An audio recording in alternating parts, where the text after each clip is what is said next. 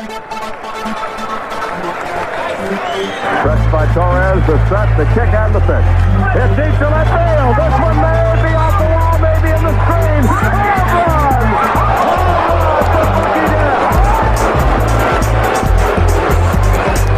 Lang and Chernishev on top as expected. They're eligible for Salt Lake City.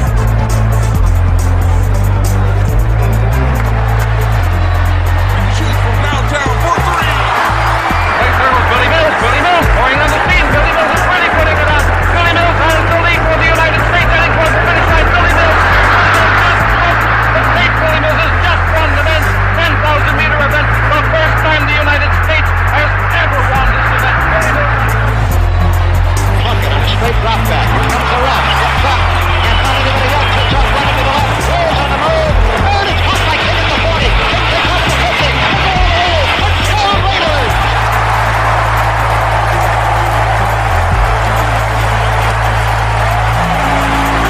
Welcome to NDN All-Star.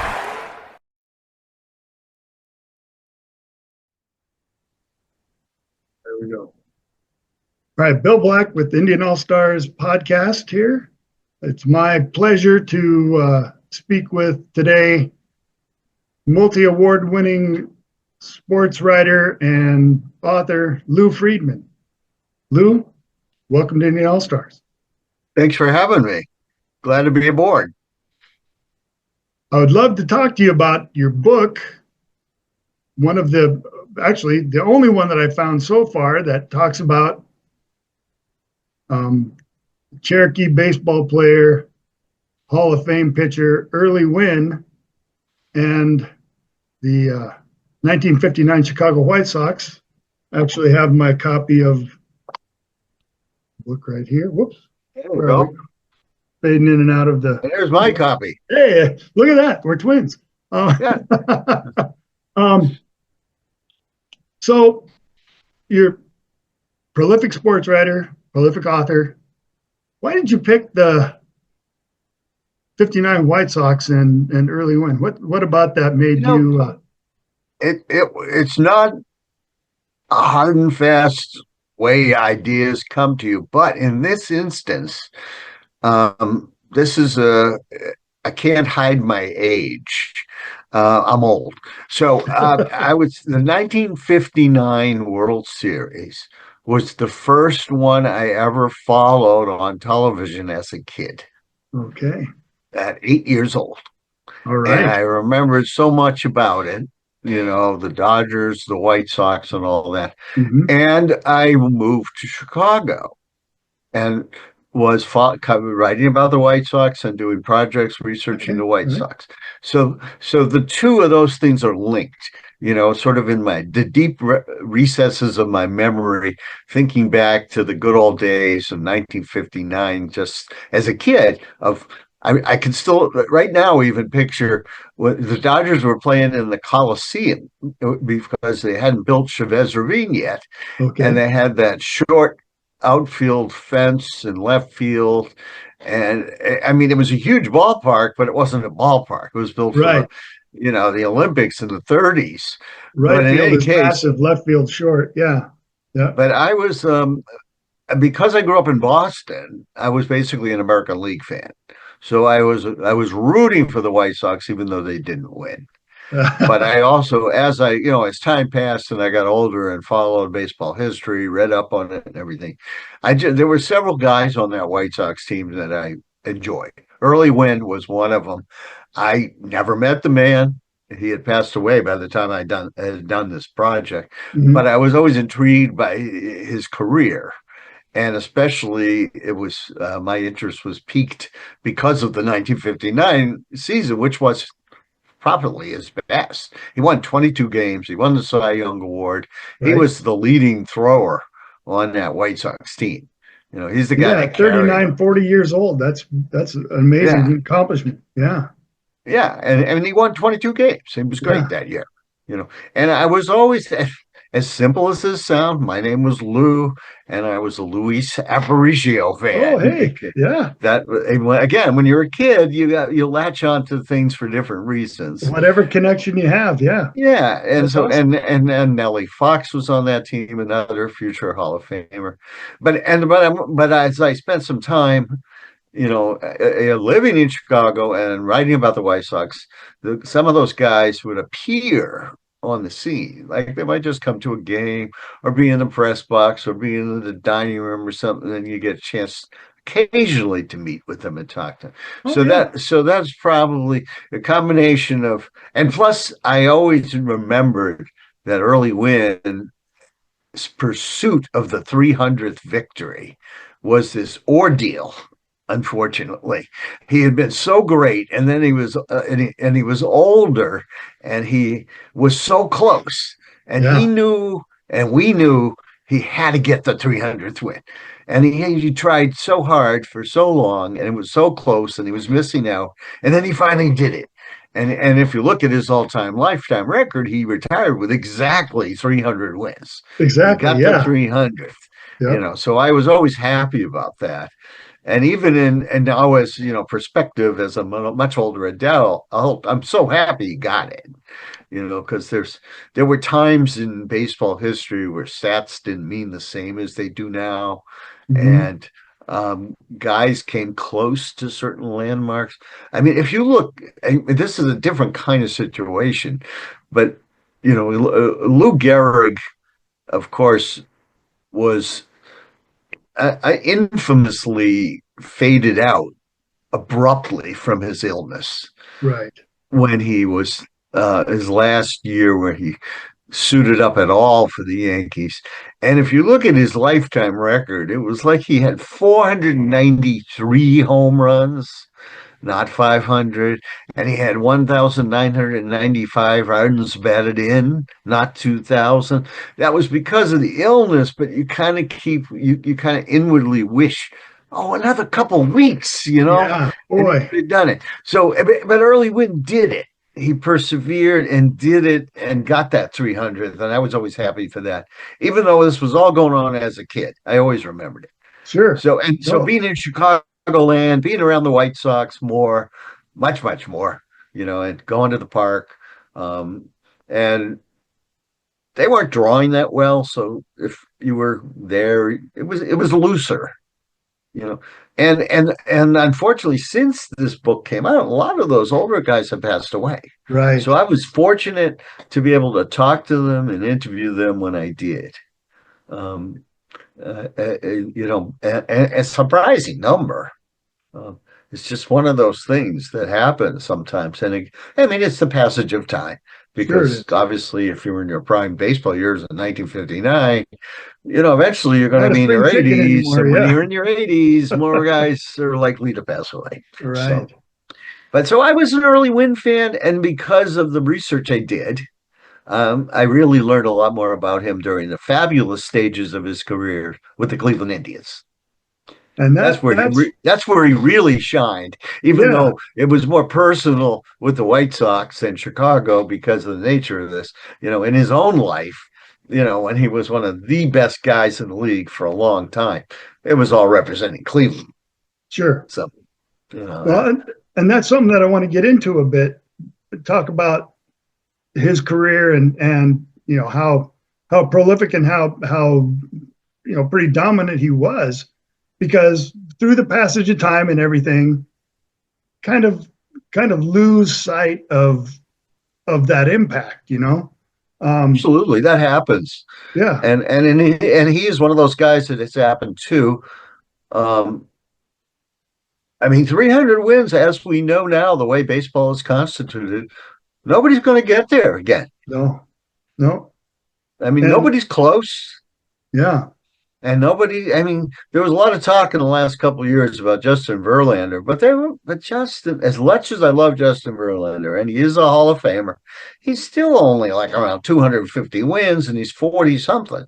Right. He's not going to get there. Not. And he hasn't even been healthy. Yeah. When the last time somebody brought it up to me, I said, he's 40 years old. and he still has to win 15 games a year for like 4 more years. And then he probably got hurt and only won like about 3 games that year. So it's just not going to happen. No. I mean, I miss that. I lament that. But the reality is such, this is a very exclusive club. I believe there's 24 people who've won 300 games. I'm not, if that's accurate, it's right about that. So Early Wynn is one of those all-timers. Right. Yeah. And again, a name that has kind of faded away, but shouldn't be. And that's absolutely. And the funny thing is, he wasn't one of those guys, I think, who was a chatty guy around the locker room. He was a gruff guy. And some of his most memorable phrases, if you're a baseball researcher, and I am one, and I read a lot of baseball history, and as well as writing a lot of baseball history, as you know, I mean, sometimes you could just read some of his things and laugh out loud because, and they stick. He's the one who said, and it always stuck to him, that if his mother, there's variations on the theme, but if his mother was crowding the plate, he'd brush her back or hit her with a pitch. Right. And sometimes it came across as a grandmother, whatever. And I think, and I was just rereading, I have a little passage in the book where it talks about where somebody asked him, would you throw a pitch at your mother on Mother's Day? And he said, if she was crowding the plate, I would. You got to love that, that flavor. Yeah. I mean, so if you're going to be labeled mean because of that, but people didn't really take that seriously. But it was, I'm sure that the cluster of reporters around his locker room on the day he said it first, and I think he said it more than once. That's one from my research. That's why I think I've seen it attributed to him with him saying about a mother and a grandmother, but that they must have been laughing aloud that day. However it sounded in print, but you got to think when the guys were listening, they were all chuckling. Sure. Yeah. So, rather than say he's a geek, but he was one of those guys there were certain pitchers. Bob Gibson had that image, right? I own the plate. Right. If you're in the way, it's your tough luck. Yeah, and Early Wynn was just like that. The quote that I have in the poster in the background there talks about that the 17 inches that's my office, and you don't come in my office without an invitation. So that's right. And those guys wanted to protect their territory. Yeah. And they knew that's what they had to do to succeed. Yeah. And that was that was the way that the game was then. The batters knew that too. Exactly. Nobody was whining about it. Yeah. No. Yeah. You're going to crowd it. You're going to take your lumps. So that's your risk if you're stepping over the line. That's it. Yeah. And it wasn't. And that those guys loved it. Guys like Bob Gibson and Early Wynn, because they knew it worked to their mental advantage. Right. It gave them the psychological advantage. If the batter felt if he encroached on Early Wynn's territory with his toe, he was going to get plunked. That's the risk he took. Yep. Yep. The second time up, he's going to be thinking twice about it. So, yeah. Right. Yeah. So he was good at that. But he won a ton of games. Yeah. Again, more of them with Cleveland than with the White Sox. This was the end of his career. And partially, as you mentioned earlier, when he won those 22 games, he was at a tail end. It was a guy winning 22 games at pushing 40. Yeah. It was quite the achievement. I can think of Warren Spahn as someone who was over 40 and won over 20. But not too many guys. Not many. Well, heck, not many guys make it over 40 in the first place. Well, and then not these days, of course, winning 20, nobody pitches long enough. Right. Yeah. In fact, just today, I read the box scores from last night's game. One pitcher in the majors did pitch 8 innings yesterday. No way. Wow. Yeah, that's what I mean. If it's unheard of. Never mind a complete game. But it's like, and the day before, somebody was pitching a 1-hit shutout, and they took him out after 7. It's just the way. Guys rolling and just on a pitch count. You're done. What? Yeah, And it's not even. that kind of messes with the game, doesn't it? I mean, I think Nathan Eovaldi pitched a complete game for Texas 2 days ago. 4-hit shutout, I think. But he only threw 92 pitches. Wow. They likened it to Greg Maddux in the story. I mean, but that shows you how rare. Yeah. This is an everyday thing that we grew up with. So yeah, the guys going out pitching complete games. Back in the day, guys would pitch 2 complete game doubleheaders. I mean, it's a long time ago, but not today's world. No, I can imagine in those kinds of circumstances, Early Wynn being on the mound and a manager coming out, and he'd be saying, "What are you doing here? Yeah, exactly. You're not taking the ball from me for this. Are you crazy?" Yeah, I mean, that was. So, I mean, I don't know that ever happened, but I could certainly envision it. Well, his likelihood with his personality and the mentality of the game. If somebody had tried to take the ball away in the 8th inning when he'd thrown a shutout. Are you kidding me? Get out of here. Yeah. Yeah. So he was an integral member of that team, that 1959 team. And they wouldn't have won if had it without him. No question. They had a lot of like blue collar workman guys on that team. That a couple Hall of Famers, right? But the majority of the team was, Yeah, I mean, I'm not going to say also-rans are cast-offs from other teams, but they when they assembled that team, there were a lot of middle-of-the-road guys that really came together, and I thought that was really pretty cool. Very much so. I mean, except for the middle infield with Louis Aparicio and Nellie Fox, both Hall of Famers. And they had a special bond. I was working in Chicago, and I was at the event when they unveiled, when statues at the ballpark at Comiskey became a regular thing. They have a lot of them there, but and the day that they unveiled the statue, and it was a double play, not an individual statue, of Aparicio and Nellie Fox together.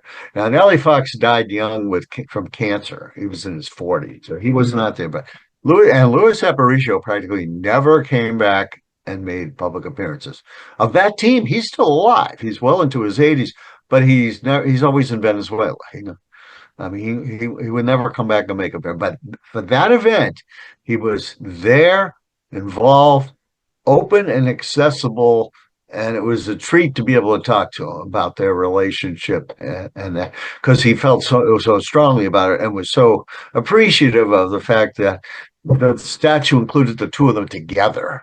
Sure, because that's how they were, and you don't see that very often, because usually it's an individual statue at a ballpark honoring somebody. But this was actually a double play statue. That's really cool. It really was. And like I said, it was also, just about the only time I can remember Lewis being back and chatty, because he was reticent and reserved. But I didn't know that. It was a one-off, right? Until a little later. But as time goes on, amazing. Well, I found out somewhat after that, but I mean, he had an agent, and the guy says, just because he talked to everybody today doesn't mean he's going to do it again, and I don't know if he ever did it again. So, but that day was special for a lot of people, and it was a neat event when they had something. So that was something that memorialized this particular team as well. Sure. But when you talk Early Wynn is more likely to have a statue of him in Cleveland. Yeah. Actually. So as you were doing your research, and I want to touch a little bit on your process and your experience there, but what was something that stuck out to you about Early Wynn as you were digging through all of the information that you came across? What was something that surprised you, I guess? I guess, well, I don't know, surprise is the right word, but the main source was the files on him at the Baseball Hall of Fame. Okay. With the clippings from his heyday, from his playing days. And that's really what provided the background. I mean, he's from Alabama. He had a very hard scrabble upbringing. That was something that's mentioned in the book, because he thought he was going to be a football player. Then he broke his leg and emphasized baseball more. And he said breaking his leg was about the best thing that ever happened to him, because it pushed him more into pitching than baseball, which became his a livelihood and way out of poverty, national fame. Yeah. I mean, when you talk athletes, sometimes some of these guys are just so good athletically, they probably could have played everything. I mean, you read about them sometimes, and you go, and it just refers to them like, oh, when he was in high school, he was all state in this and all state in that, and he was an All-American in college in this sport, and you didn't even know about the fact that they did that. Right. And for them, it was like just a byproduct of them being naturally gifted, and they could apply their athletic skills, because them as a baseball player. Right. I mean, yeah. So, I mean, and so he switched from football to baseball, and it was living in, it was tough circumstances in small town Alabama, and that paved the way for him to go on and move up, and the rest of it was proving himself, which he had the skill and the talent and the fastball, and that's it. I mean, he won a lot of games for the Indians in the 50s. It's so weird how overlooked the 1954 Indians team was for the number of super talented guys on it, because they got upset by the Giants in the World Series. They were a super team with the regular season, and there are Hall of Famers galore on that team. Al Rosen, Bob Lemon. I mean, Larry Doby was on that team. Yeah. I mean, they just had so many guys, and they had an unbelievable pitching staff. I don't know how they lost 4 straight in the World Series. I mean, it just is. I mean, I was 3 years old or whatever, so I didn't see it. But yeah, when you look back in time, it's just one of those inexplicable upsets. Yeah. Like, how did they possibly? I mean, it wasn't even close after winning whatever it was, 110 games or something. Yeah, something like that. Yeah, and and guys in 3 or 4 20-game winners, and how? But that's sports when you talk upsets and unpredictable nature. But that's one of those hows. Right. That's for sure.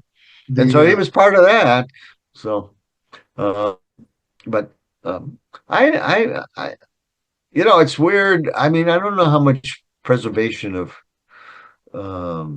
memory there is in Cleveland these days once they change the name of the team. Do away with Indians to Guardians. I know they had a statue of Bob Feller. I haven't been to that ballpark very much. I know they had a statue of Bob Feller, but I don't know what they've done in terms of assimilation of the history of, Okay. It took me a good few years to call them the Guardians. I'm still not adjusted to that. Yeah, I mean, I could have a day where I might not either, thinking the same thing. Because it's also in the context of the moment. They were the Indians when Absolutely. they did that.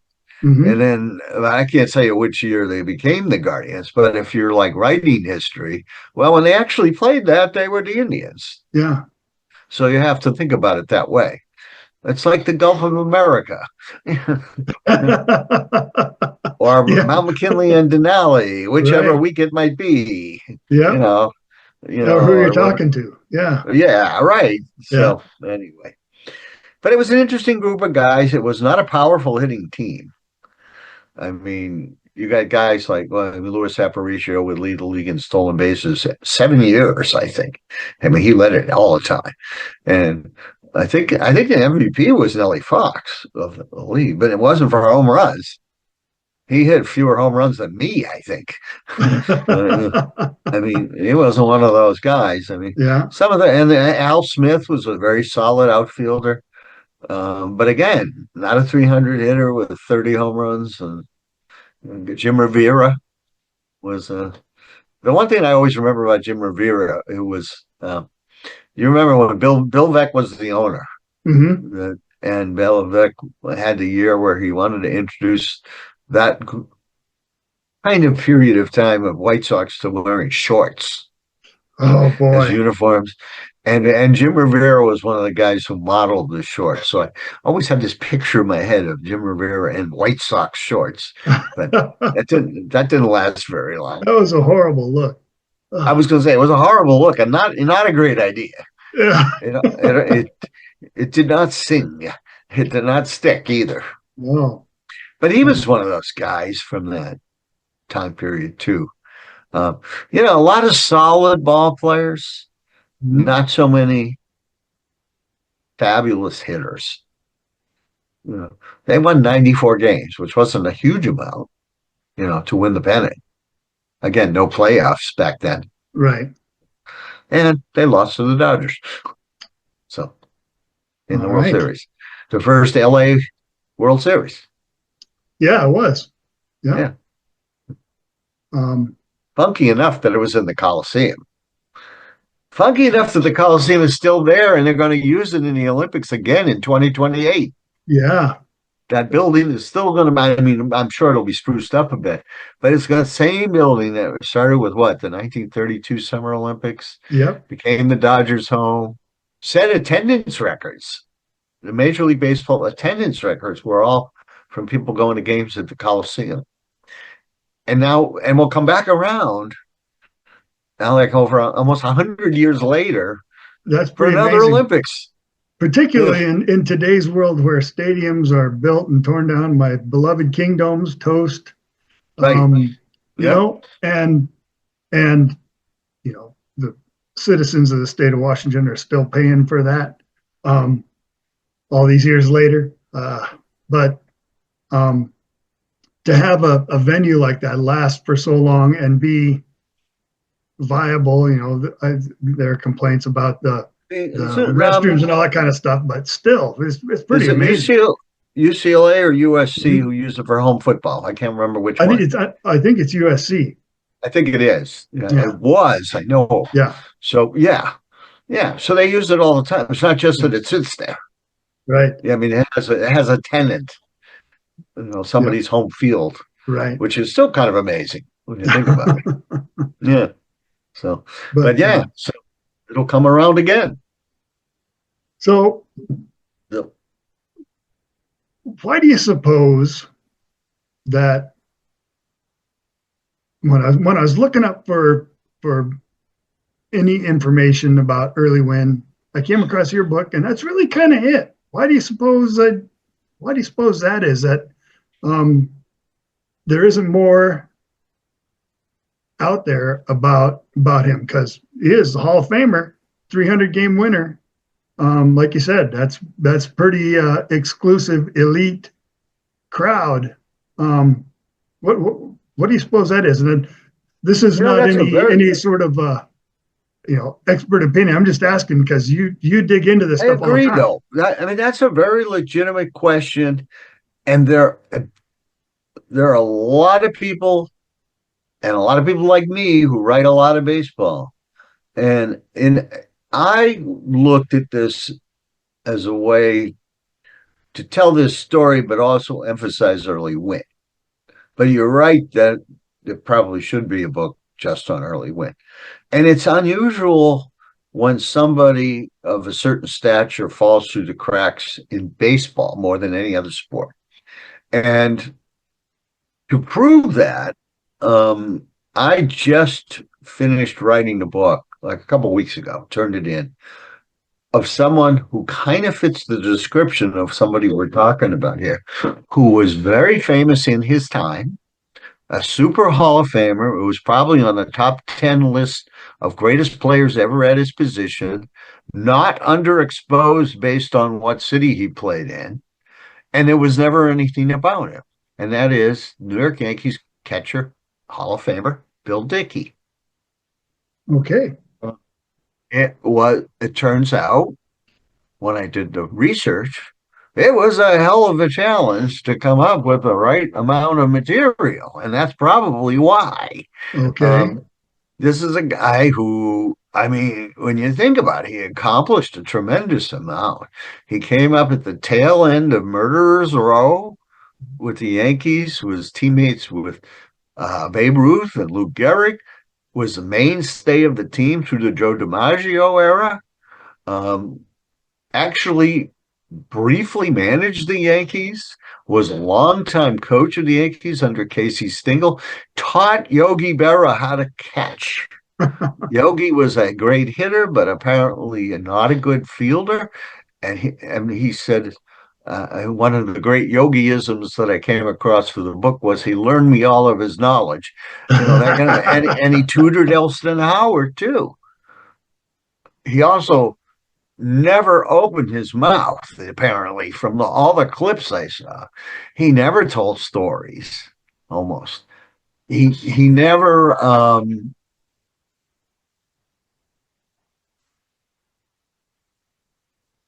couldn't find a long, in-depth story about him from his playing days. I think there was one in the Sporting News after he was retired, as far as that went. Okay. So the dearth of information in depth made it the biggest challenge I ever had on a book. So I can only guess that something like that was true of Early Wynn, because I can think of a few other Hall of Famers I've had people suggest to me that I write about, and I think there's less material on them. But I don't think he played in New York. Right, yeah. So it's like, that's why I said that was making it even more so unlikely. I mean, you're not going to be underexposed in New York, but maybe you're going to be underexposed compared to Babe Ruth and Lou Gehrig and Joe DiMaggio and Mickey Mantle in case he's single. Well, there is that, right? Yeah, there is that. But I have a vast baseball book library of my own. So I was able to use material, tidbits here, tidbits there, find little Bill Dickey stories, somebody tell. And of course, there was material at the Baseball Hall of Fame. But compared to what you would think in terms of the volume of material, it was a real challenge. And I suspect maybe that's the same deal with Early Wynn. Because I can think, one of the baseball book publishers I work for, we talk about ideas and we throw out names and stuff. And I got this guy who was a reader of mine, some guy who got my phone number. We talk like once a year, and he sometimes sends me ideas. And it's just like what you said about Early Wynn. He's got a few guys. He said, "Has there ever been a book on so and so?" And I said, on the surface, it looks like there should be, but there isn't as much material as you'd think. So I wrestle with that from a personal standpoint as an author and researcher all the time, with your question focused on Early Wynn. So that's a long answer, but I mean, I pulled it off, but I was like a deep sigh when I finished on Bill Dickey and that it was even harder than I thought when I started. I was a little worried when I started, but I said, this guy, I'm using all the same reasons we talked about, how he played in New York, and he did not have a checkered career. He spent his whole off-season life in his home of Arkansas. Newspapers.com was a research tool that helped a lot with me searching Arkansas newspapers from his playing days. Oh, wow. And that supplemented it, and that helped. And I wonder if such a thing might not be because he was the favorite son. Mm-hmm. He was like one of the biggest. I mean, there were other Arkansas well-known players, but he was sort of like out there, and everybody cared. Like the whole state cared. So like there would be stories from sources like the wire services when he was playing that might show up in these tiny newspapers in towns in Arkansas that I never heard of, that I was able to find. And that we can thank the internet for. Now, I wonder if such a thing isn't true of Early Wynn in Alabama. That very well could be. I don't know that. Did they adopt him like that? Without a search, you wouldn't know. But so there's a few guys, who are famous players. And here's a perfect example of a guy who was a superstar, who had one of the greatest hitting seasons of all time, who is one of those guys in the Hall of Fame, Chuck Klein. You won't find a book on Chuck Klein. And he's one of those guys where I think the amount of research is limited. And also, if they played a long time ago, now Early Wynn is a better bet because he was more modern. Right. I mean, when you go way back, reporters didn't even go in the locker rooms after games. So there's no game stories with quotes. Right. Like a guy will pitch a no-hitter and there'll be no quote from him. You get just the box score and maybe a little brief description of the play-by-play, and that's it. I mean, I did a book on Cy Young, and that was true. But the reason Cy Young, of course, I was able to do it. Cy Young lived a long life. He was 88, and he lived into the 50s. So a lot of people wrote about him later. Right. But if you're actually looking for contemporaneous material, like after, and he pitched 3 no-hitters, but you won't find a quote from Cy Young about that no-hitter, right. Which, of course, these days there'd be 50 stories, right? If someone pitched. Yeah, so there's another contrast. The era we're talking about, because Cy Young retired in, 1910, or something. And sports writers never went in the locker room then. They didn't do post-game interviews like that. So that affects it too.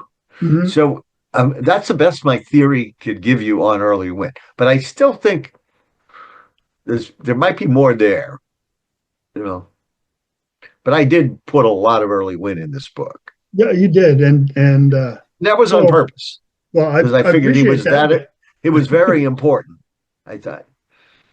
So something that I'm going to have to try and dig through. I think just from a personal interest, but he wrote a column for the newspaper when he was in Cleveland, right? Early Wynn. I think he had unless I got my wires crossed, I think he had a like once a week kind of deal, but it'd be fun to dig in and read that. But some of those things, that's the kind of thing that shows up in the player files in Cooperstown in the research library, and of course they were probably ghostwritten. Yeah, of course. A lot of the guys, but sometimes you get a trove like that because then they're talking, mm-hmm. And then if they wrote it for a few years, I'm trying to think of an example. It wasn't him, but somebody else comes to mind who has in their files like that, like 50 of those they wrote, Yeah. And that gives you their thinking of stuff. But of course, maybe it wasn't their thinking because it was a ghostwriter. but I'm sure they talked to him about it at least. Yeah. But yeah, once in a while because they would have guys do that, and they especially did it going way back in the World Series where they would hire a superstar whose team wasn't in it to write from the World Series. So you could probably find Ty Cobb talking about the World Series, in a column. Right. In a Detroit newspaper because they wanted to sell it on his fame. Sure. Yeah. So those things exist for certain guys. Mm-hmm. I don't know about Chuck Klein. Yeah. He's one of the guys that comes to mind where I would like to know more about him. And he did have probably the single greatest hitting season by a member of the Phillies. He's one of those guys I think who shared the 4 home run record for a game. Oh, yeah? Okay. Yeah, he never hit 400, but I think he hit almost 390. And dang. That kind of thing. Yeah. But for as super as he was, nowadays, he'd be there with Aaron Judge and all those attention people. Sure. He's not so well remembered either, is he? No, huh? As great as he was, and he is in the Hall of Fame, it wasn't like he was overlooked for that. So. I'm sure that there, if we wanted to, we could put together a pretty impressive list of those guys. Right. And like you said, a lot of it has to do with the time that they were playing and whether or not they were gregarious and talk to people, or if they were more. That's a good word to describe probably the line between publicity and not. Yeah. Willing to talk or not. So. Or even being asked. Yeah. Yeah. Well, up to a certain time period. Yeah. I'm not sure when it really changed. Where I know by the 50s, you were getting game stories with quotes from visits to the locker room, but I don't know where it changed in the 30s and 40s. And then in today's world, it's almost mandatory. It's like, good old Marshawn Lynch. I'm just here so I don't get fined. They make you go talk to people, right? Right. So, but back in the day, that wasn't the case. No, I know. And there was, and like I said, there were occasions I was amazed by, but then I would be so thrilled when I saw an anecdote. Yeah. It was tucked away in the World Series notes from Game 4 from 1932 was this whole little story. Oh, I don't know, 3 inches of type with Bill Dickey, and it was a gem. You know what I mean? So you get excited because it was precious to someone like that. So I hope I found all of those, but it was a serious challenge. And I have sometimes hesitated to even propose a project to a company that does baseball for that reason. Like, is there enough there? Sure. Can I do it? Can I make it the full, thing? And, he never talked about his family life, Bill Dickey. I mean, it was a baseball biography.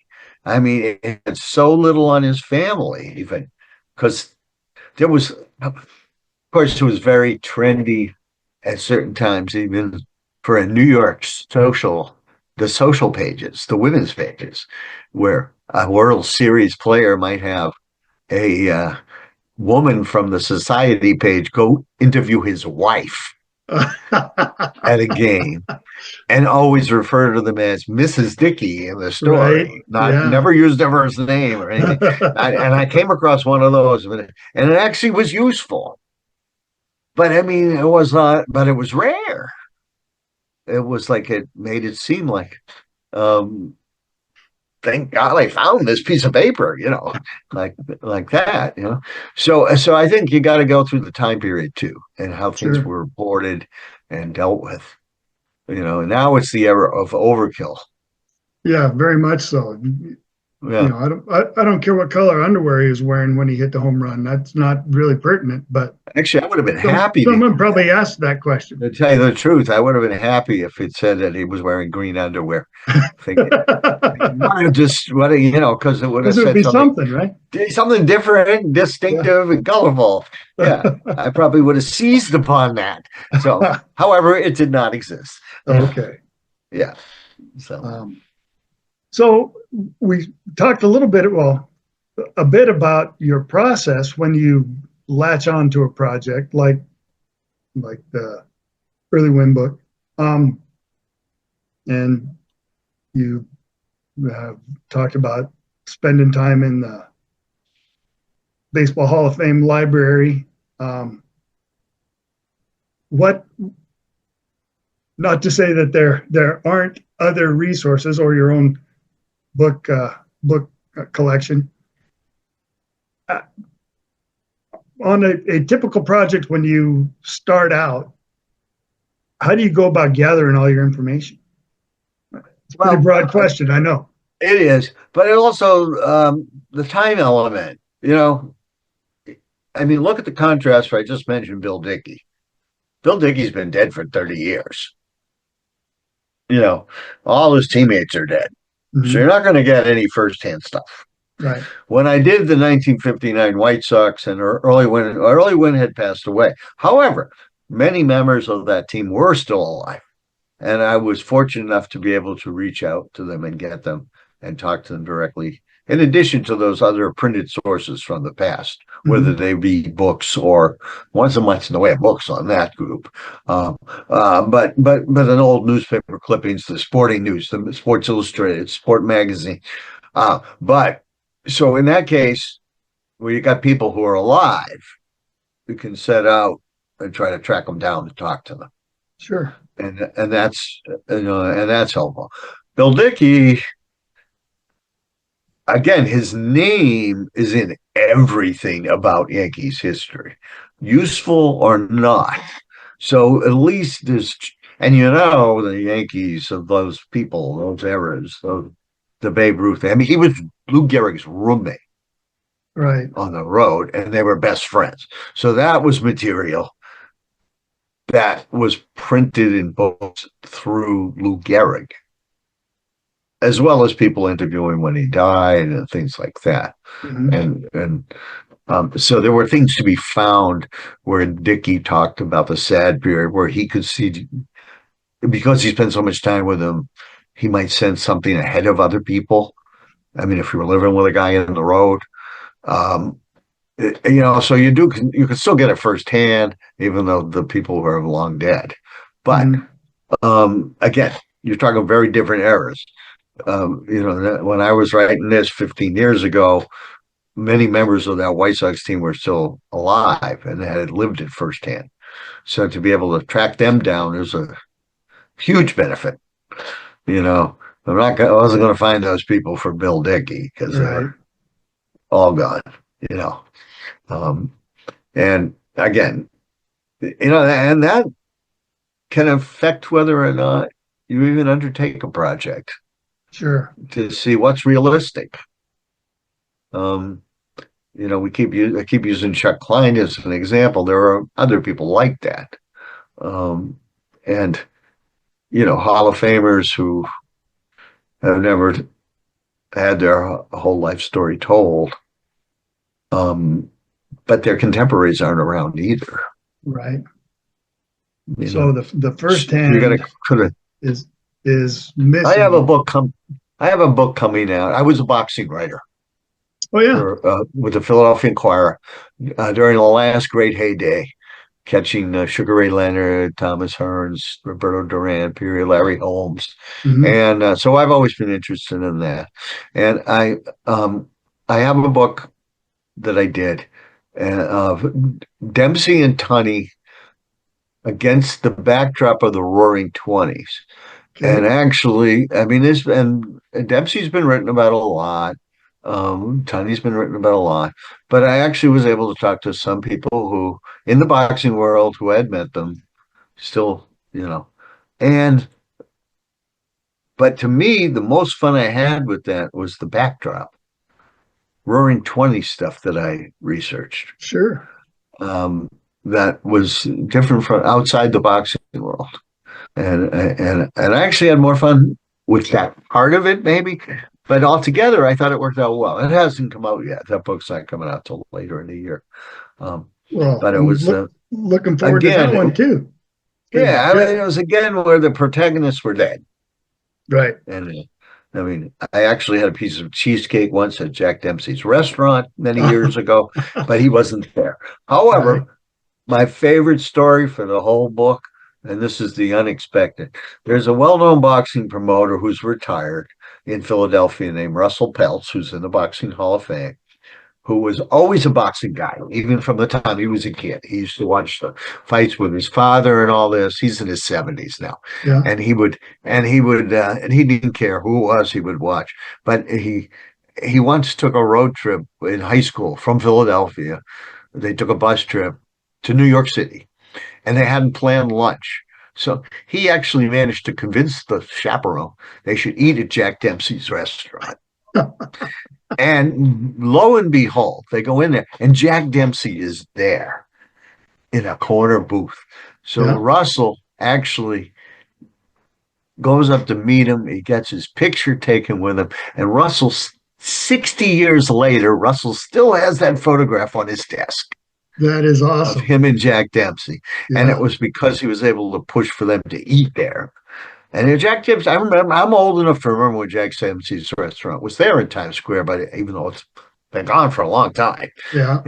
But so, I mean, you still can get a little fortunate with things that have never been told and people who brushed against the people who saw them pitch, like you remember the game you saw when you were, what'd you say, 11 years old? Yep. Oh, yeah. Something like that. You might get lucky with those people. Whatever the sports topic is, as long ago as and Dempsey and Tunney is 100 years. Oh, absolutely. Yeah, I mean, they fought in 26 and whatever, those 2 years in there.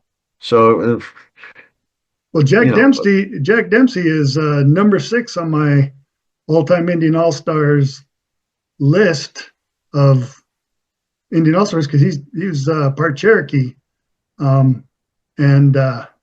So I thought he was a very interesting man. He was uneducated, but learned. Yes. Over time, Mm-hmm. he absorbed his lumps from being uneducated. Talk about the school of hard and knocks. being taken advantage of. Right. His manager, who he came to resent, and all that, because but later in life, I think he was, very much a good guy to the community and stuff. And Tunney and Dempsey were such different people. For sure. Yeah, I mean, they were completely different. But there you go, when you said the hard knocks thing. I mean, Dempsey would be a great one for you. Yeah, everything. I'll be happy to talk to you about that someday. Yeah, let's follow up with that. When the book tentative, I think the tentative release date was August 1st, so I don't know. Okay. All I know is it's one of my favorites that I've ever worked on. And excellent. One of my favorites and one of the best, I think. Well, so, but again, a lot of it is the flavor of the times. Sure. And this goes to the heart of what, if we're talking about Early Wynn, was Early Wynn a person of the 50s, the 40s and 50s? Because he was in the military. Mm-hmm. He missed some time, like a lot of those guys did. So he was really, people who lived at that time, their times were different than people who grow up now. Definitely. Can't, nope. So if you were to write about Early Wynn, and you're going back to this long-winded answer of why not? That was fascinating. You still have to think. You have to. Hopefully, you could find Alabama stuff. Sure. That would help round him out as his youth. Right. Before he turned pro. Because everything else after that will be documented. Right. And retelling what's already been there, but what about the foundation? What about like you said, the early stuff? And what shapes the person? Yeah. Why was it? And why why was he throwing at his grandmother? Yeah. Yeah. Was she a bad woman? Where did that come from? Where did that steel or that hardness Early Wynn, come from? who actually liked his grandmother's cooking, would never have hesitated to put her on her butt. There's a line from the book that doesn't exist. Right. There you go. That's a start, right? Right. Yeah. That could be the first sentence. Yeah. So, but anyway, so there's a completely different example on the research with the Bill Dickey thing. Sure. And it's very fresh for me because I just finished a couple weeks ago. So, but it was hard. Yeah. Nobody says it's going to be easy all the time. And then I've heard too, there's no Lou Brock book. Really? Yeah. And I've heard from someone who knew him, who I know in St. Louis, there's all this fractionalism in family that might prevent a smooth book going forward. And that's a shame. Because there's different sides and whatever. So there's a reason that maybe I think there might have been like when he was playing, there might have been a quickie book. Other than that, there's no real biography. So, but I mean, and I only heard that secondhand, I do know that was 2 years ago. There's still no Lou Brock book, and I've never heard of one being in. And that might be what's going on. The surviving That's not something relatives. you want to tackle, right? No, I don't want to get involved with the family who's not going to be in agreement about stuff. Yeah. You know? Yeah, boy, that's a shame. I mean, that was the context of how it came up, because this is the guy who knew the family. Okay. And brought it up. And he was actually recommending against it at the time, saying let them all sort their things out. Sure.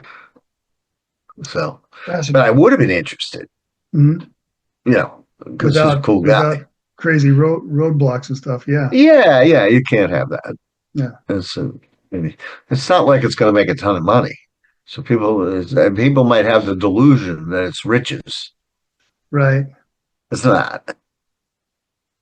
So well, we won't. I won't ask you about the remuneration from all of your efforts, but I will say I would like to ask this: how long does it take? And after 70, 75 books, however many you've written, like a rough average, does it take 6 months to put something together, a year and a half, or can you even say? Sometimes it's probably you can't even say. Everything's different. Number one, and because I still write for newspaper, I don't work full time. But when I was working full time, I'm at work 60 hours a week, so that's going to affect your production. Sure, absolutely. And your time. Mm-hmm. So, I mean, right now I only work up to 20, and so buying the books and the newspaper is full time. I guess you could say my writing and all. So, I'm pretty good at buckling down. Of setting aside time. Mm-hmm. So it's I'm not one of those people that would sit there and have you ever heard about writer's block? It's not been an issue. And I try to be pretty organized. So I know where I'm going next when I leave off one day. Mm-hmm. That's the best. When you finish a chapter and and then you got 2 days where you're going to go off and cover a basketball tournament and be out of touch and not even, but you know where you're going to pick up, even if it's 2-3 days later, mentally it's so much easier. Yeah. Now, sometimes when I finish, I should be writing something now that I'm not, because I just got over the Bill Dickey thing and I want to put a little space between it. Let it breathe for a minute. Yeah, let me breathe. Yeah, right. And I covered a college basketball season, and my teams are all gone now. So now it's just this weekend, I'm just going to watch. So I'm not going to write. We're just going to watch the Final Fours of the men and the women. And then it's time to start writing, maybe, because I'll have, to get going. Okay. To say, okay, nothing's in the way mentally. That's, but so sometimes you could speed along and surprise yourself, and other times it'll take longer. So I really can't ever, people do ask that question, but I can't ever really give a specific answer. That makes sense. They're all different. They're all different. And they're not all the same length. They're all not all the same length. Sure. Were you a Bob Uecker fan? Oh, of course. Yeah, well, I did a quickie book on Bob Uecker. That's coming out any minute. Okay. I when he died, I just said to one of my publishers, I said, somebody should put together a collection of all his best sayings, not a real biography, but include his career and the highlights, but all his sayings, and there's zillions of them out there. Yeah. And they said, you want to do it? So it happened like that. It was like, bam, bam. And it was like, how fast can you do it? That's really because it's a fresh news thing. Sure. Yeah. So that's a rarity. Whereas Bill Dickey could come out in 2 years, this will be out in 2 weeks, maybe. I don't know. I mean, very unusual circumstance for me too to do something like that. Okay. And it just hit there me. Again. There's plenty of material. And it's funny. I will tell you, it's funny. Okay. Because he was a very funny man. He was. I consider him to be the funniest man in the history of baseball. I'm not sure Early Wynn was. He's not known for his stand-up routine. Doesn't sound like. And no. But Bob Uecker, actually, I think he did try some stand-up a little bit. Well, if he would have stuck with it, he probably would have been pretty good. But because I think he was funny everywhere he went. Yeah. He was on the Tonight Show like over 100 times. No, I didn't know that. That's nuts. That's right? Crazy. Yeah. I mean, they ended up giving him, he was a fill-in host, I think, eventually sometime. I mean, I do know when I saw the news that he passed, it's like, boy, there goes the lighthearted heart of baseball right there. That's a shame. Everybody loved Bob Uecker. Yeah. And I don't blame. I only met him a couple times in press boxes, but I mean, I read his book and that's over 40 years old, and just typical Bob. We all know about J.D. Salinger and Catcher in the Rye. So the name of was Bob's book was Catcher in the Rye, W-R-Y. That's good. I mean, and you can just Google it. Sure. And find one-liner after one-liner. He was such a funny man. Yeah. Just brilliant. I mean, the kind of wit he had. So there's the complete opposite. It'll probably end up being the fastest book I ever wrote in my life. Okay. Well, and it's because of the circumstances. We got Bill Dickey on the one hand, where you can't find anything, and Bob Uecker, where you can find everything at your fingertips. Just about enough. Yeah, yeah. And I like I said, and that was the way. And I think should see it soon. Okay, that's the whole point. Well, another one that we'll look forward to tracking. Yeah, but I mean, it's like but such a contrast in the experience of writing, like reading whole books as research. Sure. Like as background. And picking up a 500-page Lou Gehrig book looking for Bill Dickey in the index. Right. And that's the same thing that you would do with Early Wynn on, like if you had a Bob Feller book. Right. Look for Early Wynn. Got to be something in there. And I agree, from your standpoint and your perspective, I wish I knew a little bit more about his Native American connections. A guy like that. It's not always as clear as Jim Thorpe. It's not always as clear as the other thing we had chatted about with something that is pure as the Native American games in Alaska, that the World Eskimo Indian Olympics, and the name is there. Right. It's part of. It's part not of the same if event. it's just one. I mean, I had grandmother from Ireland. Am I Irish? You know what I mean? Yeah. So that's. And a grandfather from England, and two other grandparents from Russia. So I don't know what that makes me. Right. And part of that is personal, but part of it is with the whole Native American or Indian thing. Part of that was from the government standpoint about whether you are or not, but that's a whole different topic. But back in the day, even in Early Wynn's formative years and everything, it wasn't very cool to be Indian at that point. It was right. And so for there potentially to be not a whole lot spoken about it in his past, even if we were to dig in, that wouldn't be surprising. But that's some of that is the stuff that I want to try and find out and talk to people about to find out a little bit more about, because part of my my reason for doing this whole thing is to provide I don't want to say a resource, that sounds a little too officious, but it's true. Tell stories about people that came from situations like the kids that I see in school every day. About half of my students are Native American here with Colville Reservation right Okay. here. And so kids that I see every day. I hope they watch your show. Well, I give them the opportunity. I don't force them. I was going to say, is it homework? there's an idea. Actually, I'm thinking I'm proposing a podcasting class for next year, and so it will be required homework at that point. Is that self-serving or? I think it sounds useful to me. Okay, well, thank you for spinning that the positive way.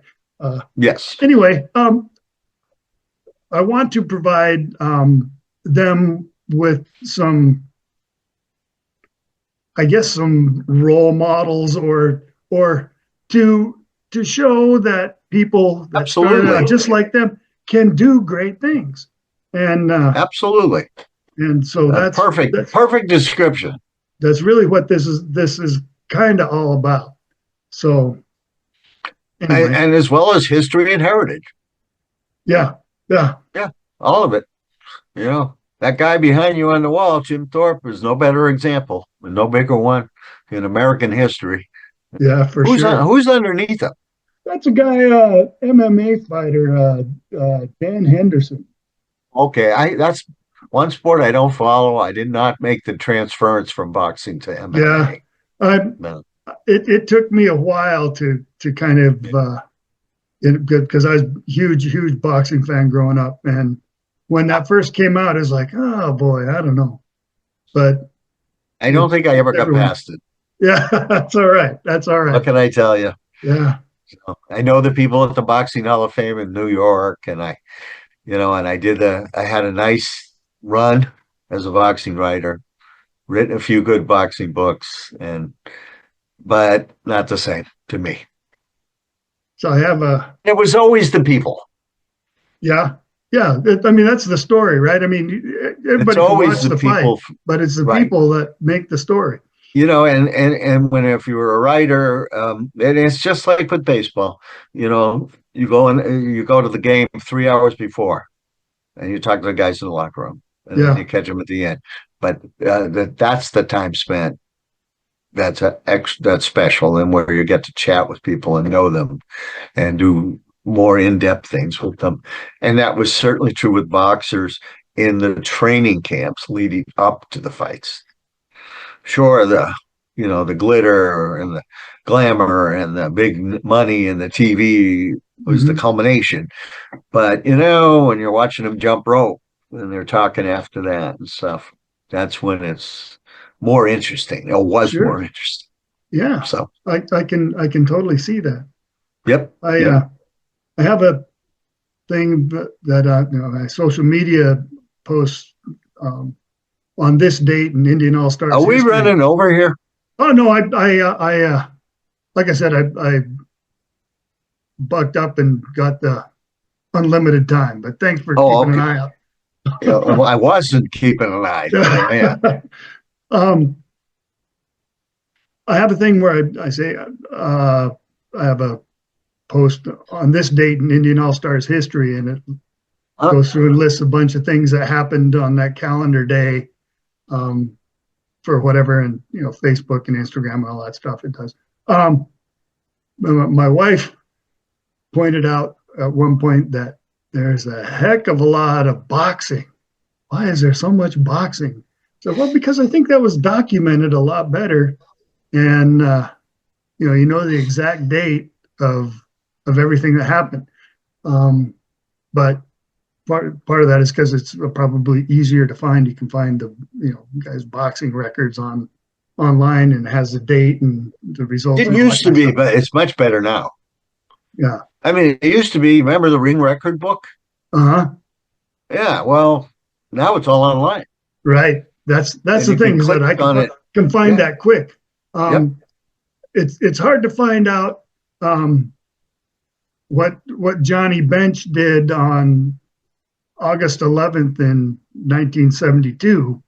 Actually, it's not. You can. But if you don't know the date is where it's hard. Yeah, if you know the date, you can find it. Yeah. It's if you don't know the date, you're flailing. Yeah. Yeah. So I mean, because you can't go through each at the, the baseball reference or whatever, go through each date and read everybody's stats. Well, that's what I mean. Yeah. Right. Yeah. But that's why I said that if you know the date, you can get it. Yep. So anyway, this would interest you, and I haven't talked about it in a long time, but it's been 5 more years since I discussed this with the company. Doing a book on the Native American in Major League Baseball. From the earliest days through the present day. And it kind of got put aside. We've not talked about it for several years, but I wish there was there's a lot of interesting guys who could be a chapter in it. There certainly are. Yeah, so anyway, I just want to mention it because it would be certainly something that would be relevant to you. Yeah, if I had the talent and the wherewithal to pull that together, I think that would be a great project. But that's beyond my purview. But somebody should do that. Some time. I think it would be a fabulous project. I mean, I have too many ideas and not enough time, and not enough people in the tougher world of publishing these days than ever to do business with, which doesn't help either. So sometimes I easily, I just slid into the euchre thing.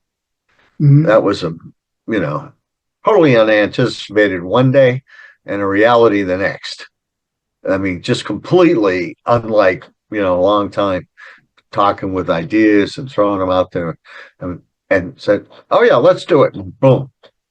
But that's definitely an aberration. Otherwise, I might be having to think. I have, and certain people, of course, if I'm dealing with, they don't want to do more than one thing a year. And I might have 7 things that would fit for them. They might not even do it, but it might be that it takes years to get something done.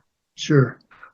I remember one of my favorite books that I've ever done, and this is a good one for, because I've always looked for good stories where that involve minority breakthroughs. And Loyola University men's basketball team won the NCAA title in 1963. They also did it with 4 African-American starters at a time where coaches would get harangued if they used more than 2. The coach got hate mail, death threats for that and stuff. And I was in Chicago, and I got to meet a lot of those guys at an event. And we started talking. I did a magazine story for Basketball Times.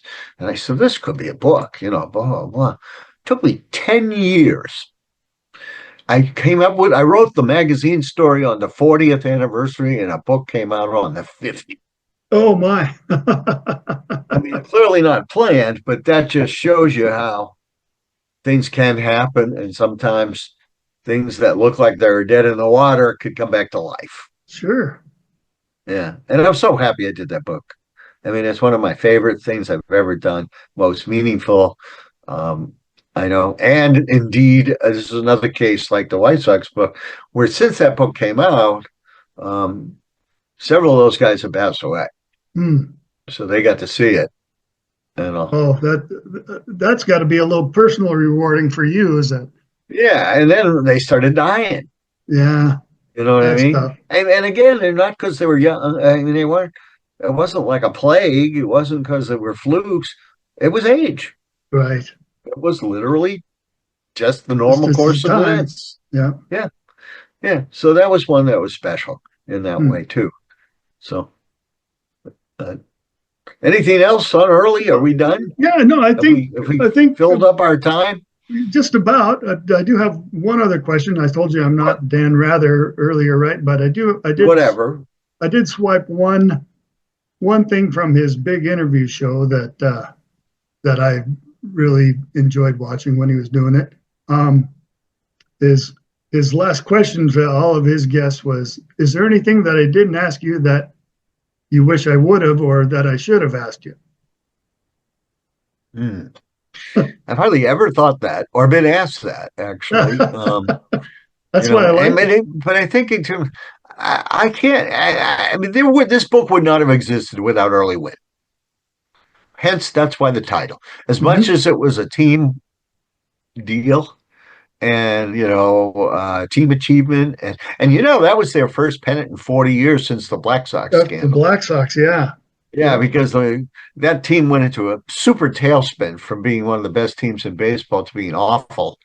It was like cosmic punishment, that they would be bad forever. So it was 40 years before they won a pennant. But even though that's not really a big part of this, but to me, the crux of the whole thing, and it was Early Wynn. And it was because of some of the things we've talked about today. I really admired his career. I liked that he won the 300 games, and he persevered to get it, and that he was the best pitcher in the American League when he was that old.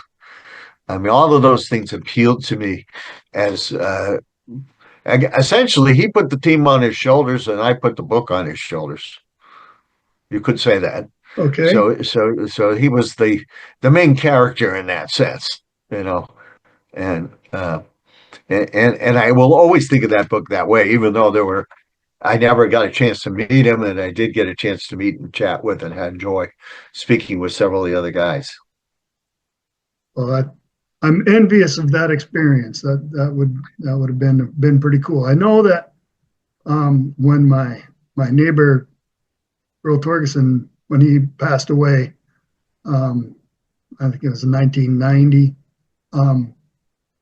a lot of his baseball cronies came to the service, so I got to meet a few of them. Okay, and that's not really the slap on the back and talk about their careers kind of times, but right. But they were gracious and talked to us kids and all that kind of stuff, and it was pretty neat. That is, yeah, and that would be.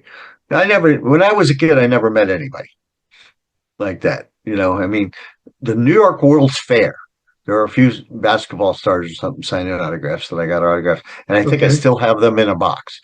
But excellent. I mean, not really ever things like that. Never knew anybody who was a major leaguer or anything like that. As a kid.